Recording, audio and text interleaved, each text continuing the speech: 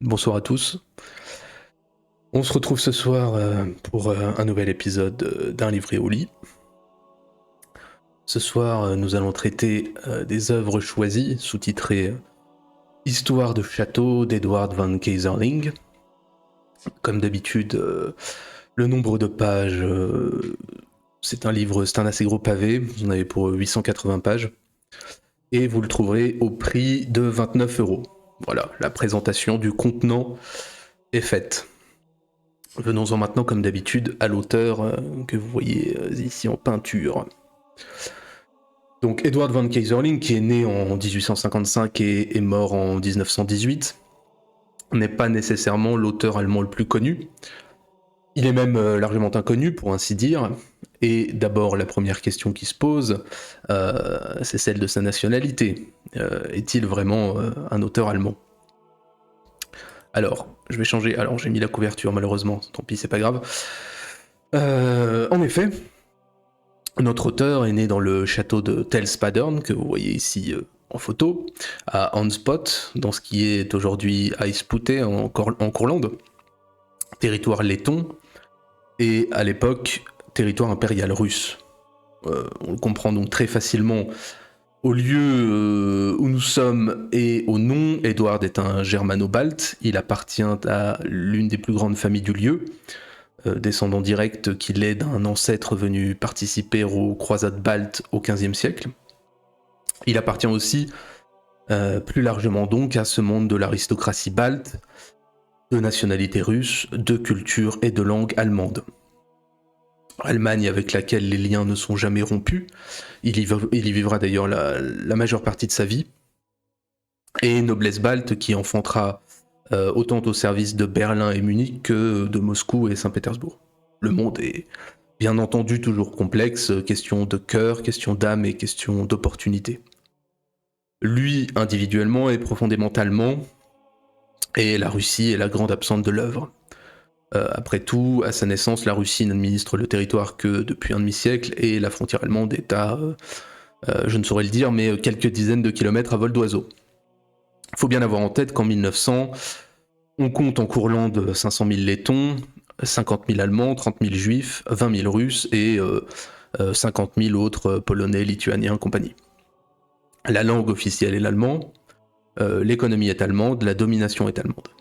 Les grands oubliés sont en fait plutôt les lettons, et c'est l'histoire entre, disons, 1914 et 1922 qui les remettra à leur place, celle d'un État-nation et de son peuple. Je vous remets la couverture. Ce baron de Courlande, baron non pas au sens du titre de noblesse, baron au sens de la domination territoriale, c'est un artiste et un conteur, et il s'illustrera majoritairement par des courts récits, d'à peine au maximum une centaine de pages, publiés quasi annuellement entre 1903 et 1918. Récits qui font l'objet de ce grand recueil qu'on appelle, à juste titre, les histoires de châteaux. Dans l'atmosphère paisible et feutrée des châteaux et manoirs de cet îlot d'aristocratie prussienne, couvre le grand feu des sentiments, portant à ébullition ce qui est le chaudron des âmes. Se confrontent les générations. Cette confrontation, c'est l'un des axes principaux de son œuvre, mais se confrontent aussi les sexes, et en arrière-plan, de façon plus modeste, moins intéressante pour l'auteur, sans doute, se confrontent aussi les classes sociales, mais c'est quelque chose qui est beaucoup plus discret. Il est l'observateur de la fin d'un monde dont la préciosité n'a plus sa place dans la modernité, dont les rituels se désacralisent lorsque l'on cherche à les comprendre, et dont l'orgueilleux maintien est un défi à la vie contemporaine. Tout dégénère physiquement et mentalement, tout est attente et solitude. Les vieux aristocrates attendent la mort et espèrent une visite. Les jeunes vont à la rencontre de la mort et fuient vers une liberté illusoire tout en fricotant avec la populace. Cette dégénérescence, elle n'est pas qu'une image, et Van Keyserling la porte en sa chair. Psychologiser l'auteur nous conduirait sans doute à déterminer que sa laideur, qui était proverbiale, ainsi qu'une syphilis mal soignée, n'ont pu que renforcer un caractère qui était naturellement porté à la mélancolie à laquelle il ne pouvait opposer que sa placidité d'aristocrate. À partir de 1908, devenu complètement aveugle, il compose directement tous les textes dans sa tête, avant de les dicter, en version définitive s'il vous plaît, ne pouvant se payer le luxe d'une correction des épreuves, donc dicté à l'une de ses sœurs, procédé témoignant de son génie imaginatif et créatif. Il est donc d'autant plus remarquable que l'exacerbation des sens ne se fasse pas au détriment de la vue, qu'il n'avait plus. Von Keyserling est tout autant un écrivain de la vue que du toucher et de l'odorat. Toute la Courlande est colorée de l'aristocratie balte, baignée d'un soleil profond et des senteurs de toutes les herbes folles. Il est l'écrivain des sens, intérieurs et extérieurs, tout est visible, tout est odorant, bruyant, méditatif et sensuel. Bref, on comprend donc que cet écrivain allemand, disons allemand,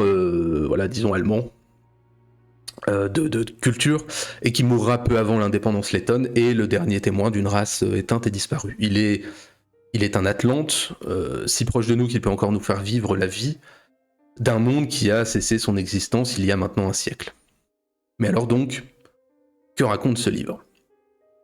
Comme dit précédemment, il s'agit du recueil de ses œuvres. Je vais essayer de, résumer et d'extraire, et tant pis si l'on a un catalogue. Je l'ai déjà dit, chaque présentation est aussi conditionnée par le contenu. Le premier texte de l'ensemble, c'est Beate et Mareil, qui est publié en 1903. Je vous ai mis à chaque fois en illustration des châteaux de l'aristocratie germano-balte.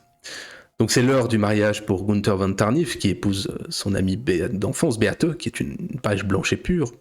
Je le cite. « Pour vous, les femmes, le mariage est un début, le début. Pour les hommes, le mariage est aussi une fin. Tout ce qui a été vécu avant prend fin, se termine. Comprends-tu ? Les femmes de notre milieu n'ont pas de vécu. Elles ont eu des gouvernantes, mais pas de passé.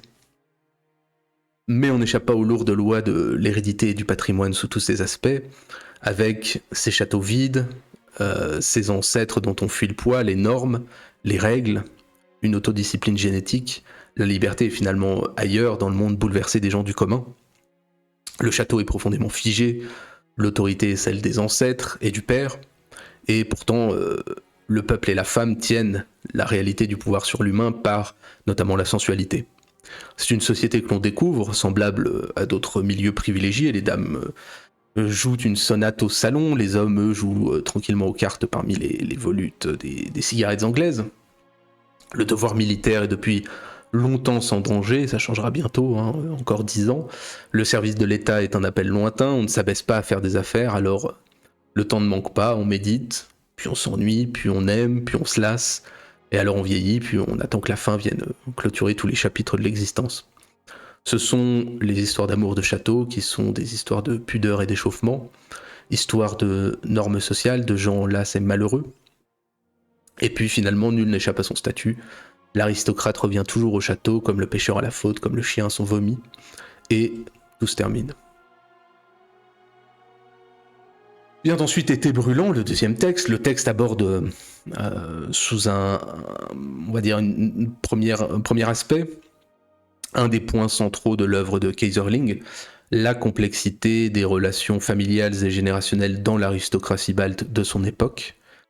Il rejoint d'autres œuvres du temps, où en effet le devoir parental est souvent envisagé comme une mission à mener à bien, forçant les différents membres de la structure à porter le masque comme les acteurs du théâtre antique. C'est une analogie que fait l'auteur, et de l'autre côté, aucun enfant ne peut se permettre de dire qu'il connaît son père et sa mère, et encore moins l'homme et la femme qui sont derrière ce masque. Je cite l'auteur. « Je ne pense pas qu'il faille retirer les masques. J'ai toujours pensé que les Grecs avaient raison de faire porter des masques à leurs acteurs. Ils évitaient ainsi qu'Oedipe ressemblât à l'homme qui hier buvait de la bière au café en mangeant du réfort, et Antigone à la dame qui au restaurant posait ses coudes sur la table et fumait une cigarette. Ça reste un récit très simple, ce que sont les émois adolescents et comment l'homme qui ne peut plus ou ne veut plus vivre doit simplement mourir. C'est la fatalité. Le troisième récit du recueil, Harmonie, est celui de la femme inaccessible et des convenances étouffantes. on meurt en général beaucoup chez von Keyserling. Un monde disparaît aussi parce que ses représentants n'ont plus le goût de vivre ou l'âge de vivre tout simplement. On attend la mort, on va la chercher aussi beaucoup, toujours en respectant des règles de distinction, de discrétion ou de grandiloquence lorsque l'âme est devenue trop échauffée. Les vieux sont toujours résignés, les jeunes sont toujours exaltés. Son expérience de l'amour, texte suivant, est une variation sur le thème classique de l'homme qui s'imagine être aimé. L'auteur, après le roman, puis le jeu, s'essaye cette fois à la forme du journal. Il y a beaucoup de variations, on y reviendra sur le... non pas sur les thèmes, mais sur la forme que prennent les œuvres. Dumas, le texte suivant, est sans doute l'une des œuvres principales de l'auteur, par sa longueur et sa complexité. La femme y est aimée de tous, elle dicte sa loi naturelle au pasteur, au serviteur, à l'aristocrate. Les intermittences du cœur révèlent la force des sentiments, et tout ça dans la nature, la neige, le soleil de Courlande, qui sont partout présents et qui suivent la trame et le cours des choses. Il s'agit sans conteste d'une des vraies réussites du recueil. On y a quelques fins morceaux de littérature et l'auteur a sans doute, au fil du temps, affiné son style. Et étrangement, par rapport à ce que je viens de dire, vient ensuite Cœur bigarré, qui est la 6e œuvre du recueil, qui est l'une des plus faibles à mon sens, et la première où le personnage principal est une femme, chose avec laquelle von Keyserling est sans doute quelque peu moins à l'aise. S'y expose toujours ces conflits de génération, la mélancolie des gens qui ne savent plus vivre. Les histoires de von Keyserling se déroulent toujours sur des temps très courts, quelques jours, un été, quelques saisons, rarement plus, et sans d'ailleurs que l'on donne beaucoup de dates. Nous avons en fait sous les yeux un instantané, intemporel mais toujours fugace, pour ne pas que la vigueur des sentiments violents n'ait le temps de s'envoler dans le récit. Le monde est un cocon où les femmes découvrent la vie et ses difficultés seulement une fois mariées, et où les hommes amènent avec eux leurs passifs et leurs expériences. D'un côté, le rêve rencontre la réalité et se dissout, et de l'autre, la réalité ne permet pas de nourrir les rêves, et c'est l'éternel malentendu de la relation entre l'homme et la femme. Vient ensuite Versant Sud, publié lui en 1911. Il n'y a pas grand chose à dire sur cette histoire assez classique, je laisse l'auteur en parler à ma place, je le cite. Ça permet aussi de parfois citer des passages des différents courts textes. Je le cite donc. Ces hommes du monde sont tous assommants parce que les mêmes situations se produisent trop souvent dans leur vie. Et comme dans la haute société on manque d'imagination, on a tendance dans les mêmes situations à adopter la même conduite. Si la nuit d'été est chaude et orageuse, l'heure tardive et la dame seule dans la bibliothèque, ne pas faire une déclaration à la dame paraît aussi impossible à ces messieurs que de ne pas porter une cravate noire avec leurs habits. Tout y est peu de choses, un duel vite passé, le suicide d'un quidam et finalement la petite vie de château, l'agréable entre-soi qui amollit l'âme et l'existence. Nous voilà sur les plages de Courlande pour Le murmure des vagues, texte suivant, qui fait à mon sens partie des 3 ou 4 qui méritent d'être lus si l'on avait vraiment à disons extraire la moelle du recueil. Peut-être aussi parce qu'avec Dumas dont on a parlé, Maison du soir et Altesse dont on va parler, ce sont les textes les plus longs et les plus significatifs. Certains d'ailleurs, je le sais, peuvent être achetés individuellement. Je ne sais pas s'ils ont été republiés, mais ils ont été fut un temps publiés, et certains des plus longs on peut se les procurer séparément. L'auteur donc peut laisser libre cours à sa plume, les personnages prennent plus de corps, leur diversité aboutit aussi à des situations d'intérêt. L'humour ou la mélancolie peuvent plus facilement s'étaler, le contenu est toujours finalement assez proche, c'est le rythme de l'histoire que l'auteur peut faire varier avec la longueur du récit. Ici, la comtesse d'Oralis a fui avec un peintre, une infamie, et une infamie aussi que l'on doive passer les vacances au même endroit qu'elle, et toujours cette attente dans cette aristocratie que quelque chose se passe enfin. Et puis, on a cet avorton difforme, le conseiller Knospelius, qui souffre de la même maladie que l'écrivain, et qui devient, à mon sens, quelque peu son double, car, vous savez, comme il le dit, je le cite, ceux qui souffrent dans leur vie d'une quelconque singularité ou disons d'impedimenta, se rabattent sur ce que vivent les autres. Ici, je me préoccupe beaucoup des affaires de mes voisins. En effet, en ce qui concerne la vie, je suis communiste. Je nie la propriété privée. Bonsoir Ziglo. L'amour est ici n'est que possession et emportement, deux mondes se regardent, l'un libre mais très envieux, l'autre prisonnier et terriblement dédaigneux, et finalement ce sont les deux exclus que la mort va réunir, le difforme physique et la difforme de caractère, la comtesse d'Oralis qui, comme les femmes de pêcheurs, finit par attendre sur la plage le retour du naufragé. Se dessine dans cette histoire et dans d'autres la complexité des rapports humains, les rapports sociaux, les rapports de classe, voire même de race, quasiment, sont clairement définis et dépendent plus de la réalité du monde que d'une construction sociale, malgré ce que l'on peut en dire. Pour les rapports hommes-femmes, qu'ils soient populaires ou aristocratiques, on se rend compte, et l'auteur n'est pas dupe, que, comme dans les cadets, tout repose sur cette auto-civilisation des mœurs, le dressage de chacun, parce que le système dure depuis longtemps et a fait ses preuves. Mais, in fine, la femme détient le pouvoir dès lors qu'elle décide d'en faire usage, et comme dans les cadets, la société n'a rien à opposer à l'émancipation, à part peut-être l'ostracisme et le poids du jugement des semblables. On n'avait rien de mieux en ce temps-là, comme aujourd'hui, pour sauver ce qui peut l'être et opposer une faible digue à la destruction, ou à ce que l'on juge en tout cas être la destruction du monde en cours. Maison du soir est donc là aussi, je l'ai dit, un des excellents textes de l'auteur. Les premières vraies critiques de la modernité y apparaissent, et surtout celle des mésalliances, pas avec des pauvres, c'est encore pire, avec des riches parvenus. L'atmosphère commence à sentir les affaires, il faut donc ouvrir les fenêtres rapidement.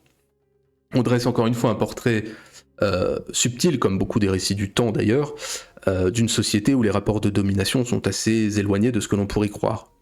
Le récit est plus long et réussi, le temps est pris pour les personnages et leur histoire. C'est le triomphe de la sagesse des anciens, mais anciens qui finissent par trinquer sur les ruines et la mort de la jeunesse, sans que finalement personne n'y gagne quoi que ce soit. Les vieux avaient raison, mais ils triomphent de façon bien solitaire. Vient ensuite Niki, qui est le premier texte publié par l'auteur alors que la Première Guerre mondiale a débuté. Il est publié en 1915. Comme toutes les nobles dames, la baronne, je le cite, ne pouvait se défaire du sentiment que ce qu'elle vivait n'était pas encore à proprement parler la vie, que cela ne comptait pas. Tant qu'elle avait été jeune, ce sentiment n'avait rien d'amer, elle avait le temps. Une longue vie, l'avenir mystérieux s'étendait devant elle. Mais à présent, après 5 années de mariage, être toujours dans l'attente et sentir que le temps passait était devenu un tourment. Vient la question fondamentale que l'on se pose toujours devant la vie, est-ce là tout ? Mais contexte de parution oblige, nous sommes en 1915 et l'auteur aime son pays, en tout cas son pays de culture, puisque de nationalité il est censé être russe. Et dans la fête de l'enthousiasme et de la mort, la femme sait se remettre à sa place de bonne épouse. Et pour une fois que la fin est assez inattendue, c'est la plus convenable de tous les récits. Mais il y a des sujets comme la guerre avec lesquels on ne peut pas être sentimental, même si on est un noble germano-balte pétri de mélancolie. Donc l'antépénultième texte, Altesse, paraît en 1977, il est tout à fait déconnecté de la guerre. Et pour une des rares fois, il se déroule sur un temps long et plus romanesque de plusieurs années. Je crois que c'est à peu de choses près la seule fois où l'auteur bâtit un texte sur plusieurs années de temps. Il est possiblement le plus long de ces toujours courts romans. Je n'ai pas compté le nombre de pages des 3 ou 4 plus longs. Et il est aussi très sûrement l'un des plus connus. Il est le plus représentatif en tout cas, celui dont je conseille le plus la lecture pour se familiariser avec l'auteur. Il est le plus doux, le plus amer à la fois, le plus mièvre aussi, et en même temps le plus acide. Il est bigarré dans ses personnages, ses situations, les liens sociaux, assez divers dans les sentiments, les générations et les sexes qui sont mis en avant. On sent que l'auteur, maintenant proche de la mort, a su vraiment affiner son art pour aboutir à ce texte, comme je l'ai dit, dicté oralement, ce qui est excessivement impressionnant. Il est aussi abouti car, comme dans le Murmure des vagues, tout le monde est personnage de l'histoire. Ici, donc, les petites princesses, les modestes altesses attendent encore l'amour. Et pourtant, et j'en ai déjà parlé, la modernité, qui devient un thème récurrent, commence à fissurer la croûte des normes. Je le cite à nouveau, qui fait parler un personnage féminin, bien entendu. En vérité, tous les métiers sont à notre disposition. Il suffit de les conquérir.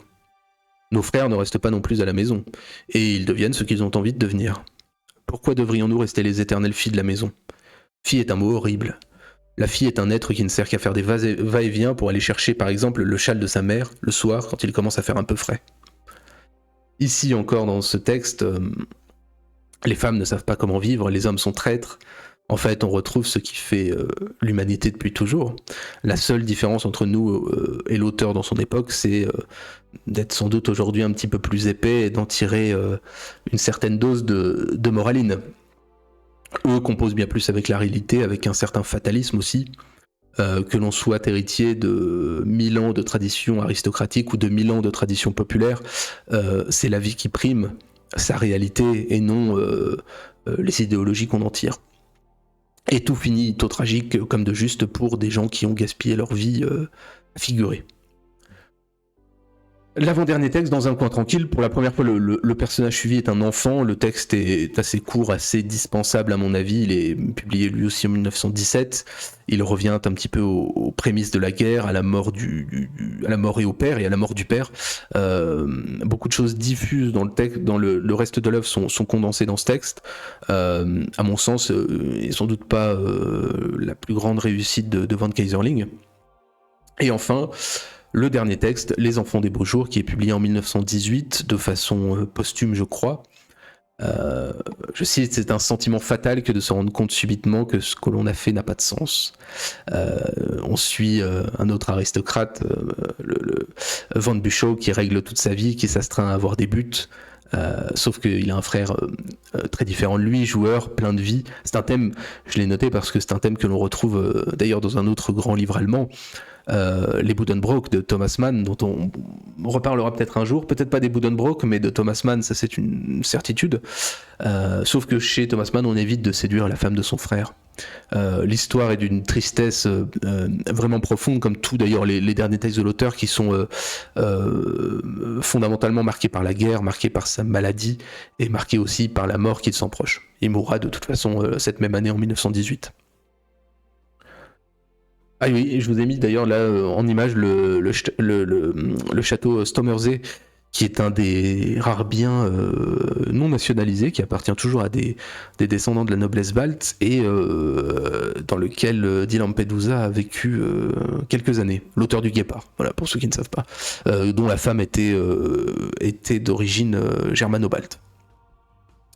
Très clairement, sur la fin, le caractère de l'auteur et donc son œuvre aussi fatalement ont été marquées par le déclin physique, le déclin aussi de son monde qu'il sentait de plus en plus présent et l'instinct de sa fin prochaine. Voilà donc pour ce qu'il nous raconte. Excusez-moi, ça a fait un petit peu catalogue de toutes les œuvres, mais j'y reviendrai à la fin. On fera un petit point sur ce qu'il est possible, ou en tout cas valable de lire aujourd'hui. Donc pourquoi lire Van Keyserling et ses Châteaux Baltes ? D'abord parce que des qualités littéraires, bien entendu, et un auteur qui, à la façon d'un Proust parfois, ne manque pas d'une certaine et inattendue légèreté humoristique, l'humour de l'image que l'on sous-estime souvent dans la littérature, qui est un art sérieux au demeurant. De surcroît, au temps des guerres et des règles morales austères en plus, je le cite, comment dirais-je, ces passages surprenants.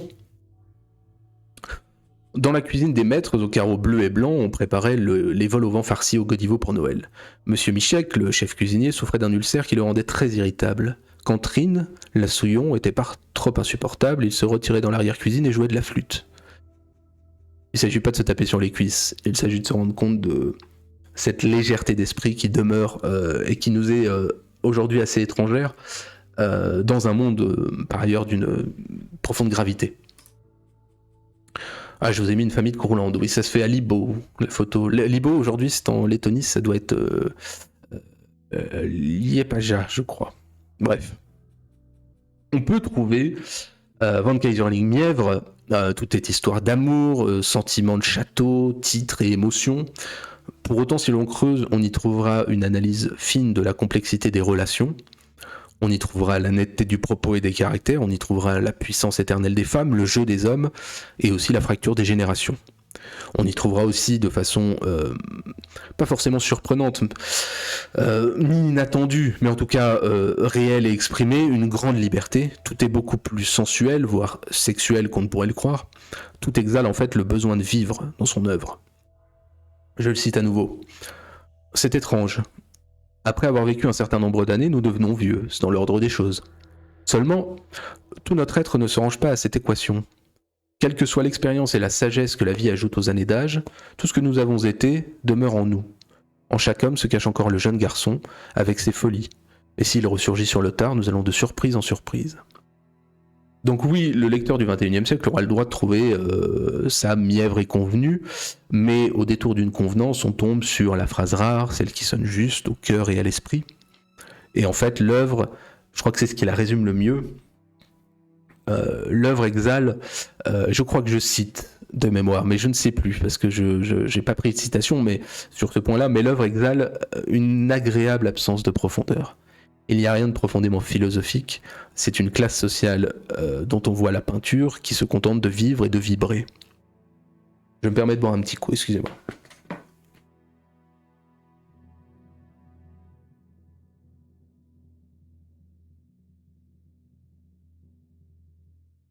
Toutes mes excuses pour ces habituels intermèdes aquatiques. Et chaque histoire, malgré la toile de fond, et ça je l'ai dit tout à l'heure, malgré la toile de fond similaire, puisque c'est toujours le thème, un thème très approchant autour duquel l'auteur brode, chaque histoire elle a sa personnalité. C'est presque comme si un auteur différent avait eu la même trame à suivre sur chacune. On reconnaît le style bien entendu, mais il y a des variations importantes. On a toujours peu de personnages, on a toujours une famille et quelques éléments extérieurs qui suffisent, on a peu de lieux, un château et l'évocation du monde extérieur suffisent, on a peu de temps, un été, quelques saisons suffisent aussi à dissoudre ou embraser l'ivresse de l'amour. Là-dessus, ce sont des textes qui sont effectivement tous approchants, même lieu, même cadre, mêmes instincts, et pourtant il y a des variations assez importantes pour que l'on n'ait pas l'impression de toujours lire le même texte. Et ça, je trouve ça assez notable. Enfin, la valeur historique n'est pas à négliger non plus. Voilà une plongée dans un monde aristocratique très étrange, alors que se lève le XXe siècle, très russe par l'aspect de séparation des mondes. Et cet aspect seul, d'ailleurs, rappelle le monde des tsars et l'Ancien Régime, il n'y en a pas vraiment d'autres. Mais voilà, il est extrêmement éloigné, ce monde, de la France de 1900, de la même époque, disons, et des règles qui la régissent. France qui est, elle, bien plus profondément marquée par la violence économique aux pauvres, alors qu'ici, l'écart est quasi génétique entre les mondes. Un noble sans richesse évolue dans un autre monde qu'un homme du commun, même riche. C'est un monde d'ancien régime fossilisé où la distinction n'est même plus le titre ou la richesse, mais la conscience d'appartenir à un univers qui est régi par d'autres lois et qui est soumis à d'autres règles que le commun. On y trouve toute la fierté d'une race séculaire, fierté d'ailleurs dont l'auteur est pleinement conscient, qu'il partage, qu'il retranscrit, qu'il vit, mais aussi le déclin dont il est témoin et victime. Je le cite à nouveau. Les Elt étaient si distingués qu'ils pouvaient à peine vivre. Ils en mouraient d'ailleurs. L'oncle Thilo ne s'était pas marié pour être le dernier Elt baron d'Empire. Un monde donc auquel il reste souvent un nom et une dignité, et l'auteur, loin d'être riche lui-même, en est un exemple. Je le cite à nouveau, il ne suffit pas d'être né noble, il faut vouloir être noble. Ah, je vous ai mis en image le château, vous avez ici le château Reikul, qui est un des châteaux de la famille Kaiserling. Vous voyez qu'aujourd'hui, ce déclin et cette déchéance est mesuré aussi à l'aune de l'état du bâti. Je pense que normalement il a dû être nationalisé, mais j'ai l'impression que le gouvernement letton se préoccupe assez peu de son patrimoine historique germano-balte. Mais je ne me prononce pas, je ne suis pas expert en la chose. On y trouve ici l'image d'une société de bas en haut, qui est certes traditionnelle et historique, si j'ose dire, avec les mauvais côtés, mais aussi avec les bons. Il y a cette rigidité de surface dont on a parlé par exemple dans Les Cadets, qui masque la réalité, ou cette réalité où l'on accepte en fait l'amour et ses fruits, où l'erreur est pardonnée et à vertu d'édification, et où l'on sait distinguer ce qui est réellement grave de ce qui ne l'est pas. Ce n'est pas une mentalité bourgeoise, c'est réellement une mentalité aristocratique, où l'on peut se permettre une certaine liberté C'est aussi tout au long du livre le conflit de générations sur lesquels est passé le vent de la modernité. Je le cite à nouveau. De mon temps, on se fiançait aussi et on tombait amoureux. On était également jaloux car les hommes à l'époque ne valaient déjà pas grand-chose, mais on n'en mourait pas. La jeunesse est comme folle. Très clairement, ce conflit est un des leitmotifs du livre, traduisant sans aucun doute la pensée de l'auteur, et sans aucun doute une réalité prégnante entre des gens nés en 1850 et d'autres nés en 1900. Le vent des possibles idéologiques et technologiques s'est élevé, et il touchait autant l'aristocratie que le peuple. Je le cite à nouveau. À présent, les jeunes gens veulent avoir des idées. Et je ne nie pas qu'il existe un grand nombre d'idées et de principes qui peuvent être parfaitement bons et justes pour les autres. Après tout, personne n'est obligé d'être noble. Pour nous, cependant, certaines idées et certains principes sont vrais et justes. Non parce que quelqu'un nous a prouvé qu'ils le sont, mais parce que nous voulons qu'ils le soient. On n'a rien à m'expliquer ou à me prouver. Pour autant, mis à part peut-être dans un seul texte, c'est pas vraiment la vieillesse ou la sagesse qui triomphe, c'est surtout la mort ou le dépit. La politique est assez absente de l'œuvre, et les relations de classe ne sont pas spécialement conflictuelles. Tout au plus, je le cite, les péchés des gens distingués ne sont pas à notre portée. Nous sommes de petites gens. Où irons-nous chercher de grands péchés? Ils ne sont pas pour nous. De la même façon que nous n'avons rien de la vie, nous n'avons rien du péché. Telle est la justice dans cette société. Et peut-être aussi que le précepteur socialisant d'une des œuvres qui se suicide a raison lorsqu'il trouve que les poires qu'il a mangées dans cette société, la société aristocratique, qui sont les plus grosses et les plus savoureuses que l'on puisse trouver, sont aussi, dans leur genre, des poires malades. Et je me souvenais plus, j'avais mis cette image. Vous avez ici Hans van Manteuffel, qui était un jeune garçon qui dirigeait les troupes d'assaut dans la Baltisches Landeswehr, qui était les troupes de la principauté balte au moment de toutes les guerres dont on a parlé dans le cadre des réprouvés, et qui meurt dans l'assaut sur Riga. Avec le recul, le cadre de l'œuvre de Von Keyserling est quasi exclusivement germano-balte, si l'on en revient à une espèce de, comment on pourrait dire, géopolitique générale de l'œuvre. La plupart des histoires se placent dans ce cadre géographique. Si et là, on aura un nom vaguement letton, on aura un comte russe en visite, mais, je cite un des personnages, la Russie, mon Dieu, c'est aussi obscur et occulte que l'au-delà. Ce serait trop compliqué pour l'auteur, ce serait épais de rentrer dans des considérations terre à terre. À qui va leur allégeance ? À qui va leur cœur, à qui va leur esprit? Ça n'est jamais développé dans l'œuvre, ça paraît presque naturel que ce monde soit allemand. Or, c'est vrai pour un Wrangel, pour un Von Ungern-Sternberg, pour un Barclay de Tolly, pour un Van Palen, on a eu aussi beaucoup de Van Manteuffel, de Van Tieserhausen, de Von Keyserling. Donc tout est profondément allemand dans son œuvre et la question ne se pose pas. Dans les faits, ce sera beaucoup plus compliqué. Vous aurez à Tannenberg Van Rennenkampf ou Van Rennkampf peut-être. Je crois que c'est Van Rennkampf. Je crois que je mets un N de trop, mais peu importe. Vous le verrez se battre contre ses compatriotes, si on peut dire, à Tannenberg. Il y a dans le fond, dans toute l'œuvre, beaucoup de malheur. Les hommes cherchent toujours quelque chose, les femmes attendent toujours autre chose. On périclite, on s'ennuie. Les femmes sont nerveuses, les hommes sont toujours perpétuellement excités. On se bat en duel, on se trompe, on se suicide, et une génération s'efface pour qu'une autre vienne effacer encore tout le reste. Peut-être que tout vient du fait, je le cite à nouveau, qu'une jeune fille, gardée comme une relique, qui n'a même pas le droit de lire un roman, est livrée un beau jour à un lieutenant. Pour autant, quelle leçon a-t-on à donner nous-mêmes ? Sommes-nous moins en attente et moins malheureux ? Ne sommes-nous pas un monde qui passe, nous aussi ? Cette aristocratie qui est quelque peu en pourrissement est un monde différent de celui du peuple, c'est un autre monde, basé sur ses lois propres et une éducation à part.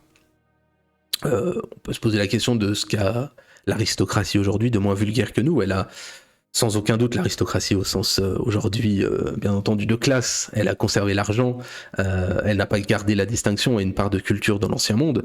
Sur ce point, on peut sans doute avec l'auteur regretter la disparition de gens qui n'étaient pas différents que par la classe sociale à laquelle ils appartenaient, puisque ça c'est un comment dirais-je, un éternel historique. Mais elle était surtout en droite ligne les descendants du monde d'avant, et elles ont gardé une parcelle et une hérédité. Je vous ai mis, c'est le blason de la famille Von Keyserling. Très étrange sentiment donc que l'auteur avait compris, sentiment qui est que ce monde était voué à mourir. Mais ce n'est pas une joie de socialiste chez lui, il est évident qu'il en témoigne avec regret. Derrière chaque histoire qu'il raconte, on sent comme le vent avant une immense tempête. Tous les acteurs jouent leur partition en attendant ce qui doit venir les balayer tous, comme les reliques du passé qu'ils sont devenus. Au-delà de la mort, tout est souvent ruine des corps, des maîtres et des laquais, ruine de l'âme des femmes, ruine des sentiments, ruine de l'esprit. Cette obsession du déclin de la société, mais aussi des hommes qui la composent, est sans doute assez proche de ce que l'on connaît aujourd'hui, sans aucun doute aussi que la tentation décliniste est permanente dans l'histoire et qu'elle se traduira avec, on va dire, une certaine précision et une certaine tendance dans l'Allemagne du temps, peut-être qu'on parlera un jour de Spengler et de son déclin de l'Occident, mais il est évident que le monde allemand était traversé par ce sentiment et que la fin de la Première Guerre mondiale n'a sans doute pas arrangé grand-chose. Et pourtant, en même temps, on aurait tort de n'y voir qu'un fantasme de faux prophète, puisque cette société germano-balte, elle a réellement disparu. Avec l'aide de l'histoire, certes, parce que il n'y a que les hommes que le seul temps suffit à tuer. Pour d'autres, il faut une aide externe. Mais très clairement, ce monde a disparu. Et tout cela nous parle aussi parce que tout cela nous concerne fondamentalement. Nous vieillissons, nous ne savons pas bien nous-mêmes ce que nous attendons de la vie, nous ne savons pas toujours si nous sommes heureux ou comment l'être. Nous avons tous à supporter les règles d'une société alors que nous n'en avons choisi aucune, des dites règles. Et donc on peut ne pas aimer Von Keyserling, c'est pas grave, mais tout ce qui est extérieur, je pense à notre temps ou à notre espace, en lecture est toujours une petite brique, disons, bienvenue pour notre habitat mental. Voilà, disons ça comme ça. Si j'avais à tout résumer rapidement, pour finir, je dirais que ce sont les histoires de gens qui doivent faire semblant, ou qui souffrent de devoir le faire et n'y parviennent plus, et qui, n'ayant réellement vécu, vivent la moindre expérience avec l'exaltation de la première fois et l'urgence d'un monde en voie de disparition. Je le cite, « Un lieutenant fait ce que font les autres lieutenants. Ils font tous la même chose pendant le service, disent tous la même chose au casino auprès des dames. Et lorsqu'ils sont en civil, ils portent tous des costumes bleus et des bottes jaunes. Le soir, en me couchant, je sais que des milliers de messieurs, mes doubles, se mettent au lit. Tout comme un soldat de plomb qui sait que dans la boîte à côté de lui sont rangés des douzaines de petits bonshommes semblables. » Voilà pour ce voyage en terre de Courlande avec notre ami très sympathique et néanmoins affreux, physiquement Von Keyserling. Comme d'habitude, nous finissons par une phrase et une note. Je lui attribuerai forcément la note de fin de race sur 10. Je ne crois pas qu'on puisse mieux caractériser la fin de race qu'avec Von Keyserling. Il la porte en lui et il la raconte. Je finis par une phrase. Il peut exister un homme pour lequel le bonheur ne dure qu'une heure. Et pourtant c'est le but de sa vie. Toutes les autres heures ne comptent pas. Il rate ce bonheur et il aura raté sa vie. Voilà donc, qu'en dire pour finir ? Est-ce qu'il faut le lire ? C'est délicat parce qu'effectivement c'est un monde éteint, c'est un monde disparu. Il en est un des derniers témoins. De ce point de vue-là, je pense que c'est très intéressant. Nonobstant les œuvres, même si elles ont cette forme différente, elles brodent toujours autour d'un même thème qui vous intéressera ou pas, qui est très lié aux sentiments, effectivement, et aux relations des femmes et des hommes et des jeunes et des vieux.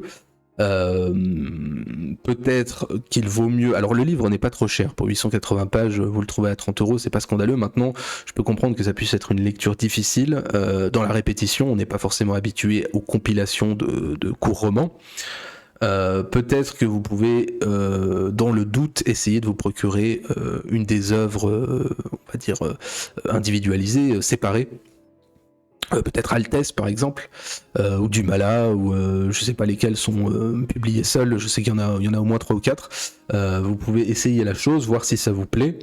Effectivement, le récit en lui-même peut paraître un petit peu mièvre, même s'il y a plus derrière, et il y a toujours à apprendre parce que ce sont des témoignages qui ont maintenant plus de 100 ans, donc ils nous apprennent des choses sur la société du temps, et effectivement, encore une fois, sur un monde disparu. Donc de ce point de vue-là, je pense que c'est encore pertinent de le lire, non pas parce que ces gens nous ressemblent, on vit toujours tous la même chose, mais parce qu'ils ont des choses à nous apprendre sur ce qui fut. Voilà.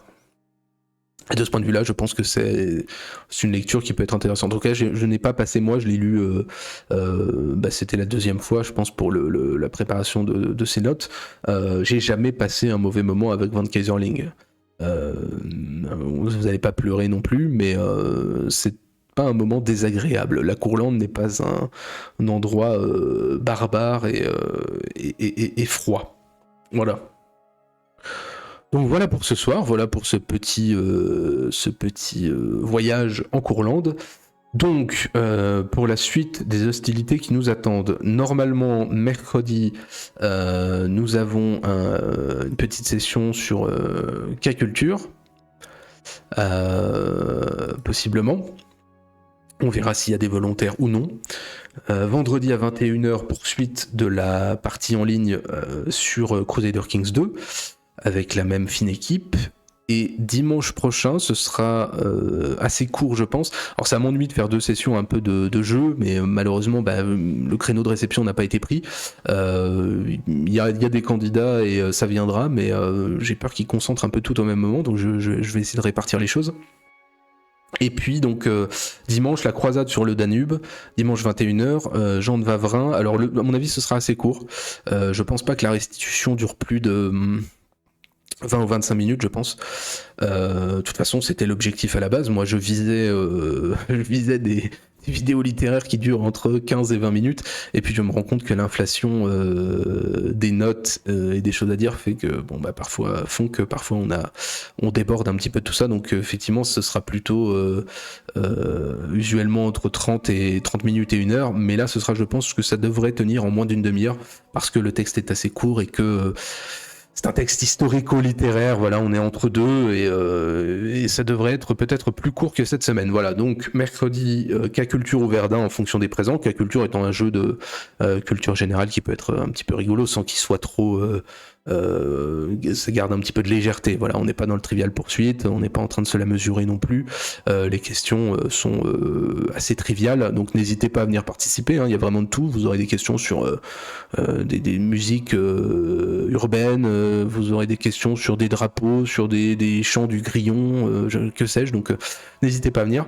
Et puis donc vendredi Crusader Kings et dimanche la croisade sur le Danube de Jean de Vavrin. Et voilà, donc d'ici là, moi je vous souhaite à tous une excellente semaine. Et ma foi, à mercredi pour ceux qui le souhaitent, ce sera pour ma part avec plaisir. Voilà, allez, à bientôt.